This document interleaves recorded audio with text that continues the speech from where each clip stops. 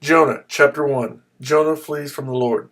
The word of the Lord came to Jonah, son of Amittai. Go to the great city of Nineveh and preach against it, because its wickedness has come up before me. But Jonah ran away from the Lord and headed to Tarshish. He went down to Joppa, where he found a ship bound for that port. After paying the fare, he went aboard and sailed for Tarshish to flee from the Lord. Then the Lord sent a great wind on the sea, and such a violent storm arose that the ship threatened to break up.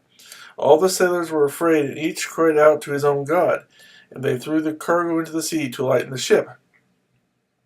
But Jonah had gone below deck, where he lay down and fell into a deep sleep.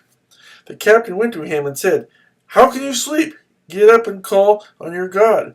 Maybe he will take notice of us, and we will not perish." Then the sailors said to each other, "Come, let us cast lots to find out who is responsible for this calamity." They cast lots, and the lot fell on Jonah.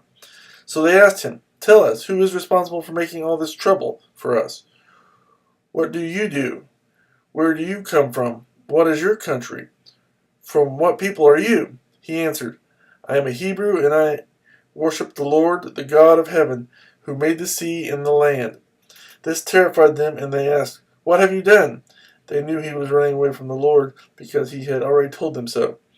The sea was getting rougher and rougher, so they asked him, "What should we do to you to make the sea calm down for us?" "Pick me up and throw me into the sea," he replied, "and it will become calm. I know that it is my fault that this great storm has come upon you." Instead, the men did their best to row back to land, but they could not, for the sea grew even wilder than before. Then they cried to the Lord, "O Lord, please do not let us die for taking this man's life. Do not hold us accountable for killing an innocent man, for you, O Lord, have done as you pleased." Then they took Jonah and threw him overboard, and the raging sea grew calm. At this the men greatly feared the Lord, and they offered a sacrifice to the Lord and made vows to him. But the Lord provided a great fish to swallow Jonah, and Jonah was inside the fish 3 days and 3 nights.